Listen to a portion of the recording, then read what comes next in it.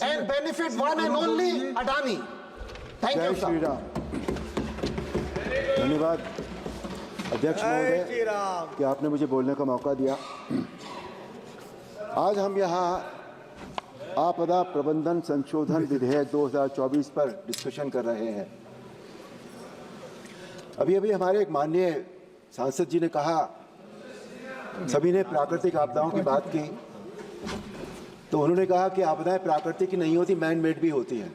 वक्ताओं की सूची बहुत है, इसलिए कृपया अपनी बातों को 5 मिनट में आप करें। जी सर, 5 मिनट में कह दूंगा बिल्कुल। उन्होंने कहा कि मैन मेड भी होती हैं आपदाएं।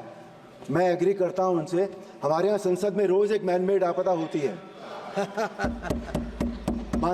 कुछ माननीय सांसद जैसे ही लोकसभा चलती है वो चिल्लाना शुरू करते हैं, नारे लगाते हैं, वैल में उतर आते हैं, दूसरे सांसदों पर पर्सनल टीका टिप्पणी करते हैं, नारी शक्ति का अपमान करते हैं। ये आपदा नहीं है सर, मेरे लिए ये बहुत बड़ी आपदा है। आपदा वो होती है जिसमें नुकसान होता है, संसद की गरिमा का नुकसान होता है, पैसों का नुकसान होता है, समय का नुकसान होता है। जो लोग देखने आते हैं, मुझे बहुत सारे लोग मिले, बोले हम कभी संसद में नहीं जाएंगे। अब ये आपदा है। अध्यक्ष महोदय, आपसे मेरा निवेदन है, आग्रह, अनुरोध है, अगर इसका कोई परमानेंट सोल्यूशन आप निकाल दें तो मैं बहुत आभारी रहूंगा आपके लिए। मैं यहाँ बहुत नया आया हूँ, कुछ ही महीने हुए हैं, मैं अभी भी इस सब को संसद में अच्छी चर्चा होती है संसद में, और आप अच्छी चर्चा में भाग ले रहे हैं, इसलिए पूरा देश इस बात को महसूस करता है। धन्यवाद। आपदाओं का जो इतिहास है वो पुराना नहीं है। हमारे यहाँ पहले प्लेग होता था अंग्रेज़ों के ज़माने में, पर उस समय राहत का कोई कंसेप्ट नहीं था, मैनेजमेंट का कोई कंसेप्ट नहीं था। पहली बार भारत में 2004 में आई विनाशकारी सुनामी के बाद आपदा प्रबंधन 2005 लागू किया गया। हालांकि इस तरह के कानून का विचार 1999 में उड़ीसा में आए सुपर साइक्लोन के बाद से चल रहा था। इस अधिनियम के अंतर्गत राष्ट्रीय स्तर पर एनडीएमए, राज्य स्तर पर एसडीएमए, राष्ट्रीय आपदा प्रतिक्रिया बल और राष्ट्रीय आपदा प्रबंधन संस्थान, इन सभी को बनाया गया। इस अधिनियम के बाद 2009 में राष्ट्रीय आपदा प्रबंधन नीति और वर्ष 2016 में राष्ट्रीय आपदा प्रबंधन योजना बनाई गई।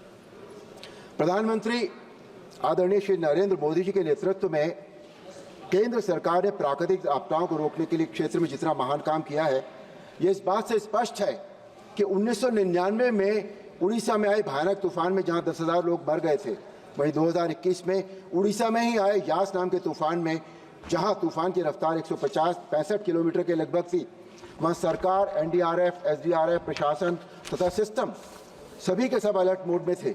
संपत्ति का नुकसान तो हुआ, लेकिन मृत्यु केवल 2 लोगों की हुई।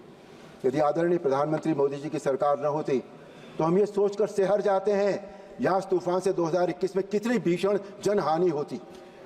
एनडीआरएफ द्वारा आपदा राहत का एक उत्तम उदाहरण पिछले साल उत्तरकाशी जिले की सिलक्यारा सुरंग में 41 श्रमिकों के फंसने के बाद किया गया राहत कार्य है। पूरा देश भगवान से प्रार्थना कर रहा था कि श्रमिकों की जान बच जाए, लेकिन उम्मीद ना के बराबर थी। लेकिन आदरणीय प्रधानमंत्री जी ने पूरे बचाव राहत कार्य पर स्वयं निगाह रखी तथा एक असंभव राहत कार्य को अंजाम देते हुए 41 श्रमिकों की जान बचाई गई। सिलक्यारा सुरंग राहत कार्य से पूरी दुनिया हैरान हो गई थी, और इससे हमारे आदरणीय प्रधानमंत्री जी की संवेदनशीलता का भी पता लगता है। आदरणीय प्रधानमंत्री जी की संवेदनशीलता तथा भारत के आज तक के सबसे लोकप्रिय गृह मंत्री आदरणीय श्री अमित शाह जी के नेतृत्व में आपदाओं की गंभीरता को महसूस करते हुए 1 अगस्त 2024 को लोकसभा में आपदा प्रबंधन संशोधन बिल प्रस्तुत किया गया। इस बिल के अनुसार आपदा प्रबंधन संशोधन अधिनियम 2005 के संस्थागत तत्व पर विशेष ध्यान देने तथा साथ ही उसके लागू किए जाने की प्रक्रिया पर लगातार निगरानी पर बल दिया गया है। इसके लगभग 2 दशक बाद इस पूरे सिस्टम की समीक्षा करने की आवश्यकता महसूस की गई। बिल में बहुत अच्छा प्रावधान है कि केंद्र, राज्य तथा जिला स्तर पर आपदा का आकलन व समाधान करने की शक्तियां दी गई हैं। अब अर्बन डिजास्टर मैनेजमेंट अथॉरिटी राज्य की राजधानियों तथा उस राज्य में स्थित नगर निगम और नगर पालिकाओं के लिए भी काम करेगी। लोकल एडमिनिस्ट्रेशंस और ऑफिसर्स के साथ जोड़ने से मैनेजमेंट बेहतर होगा, ज़्यादा ऑर्गेनाइज्ड होगा, because they know the place and its ins and outs and its problems.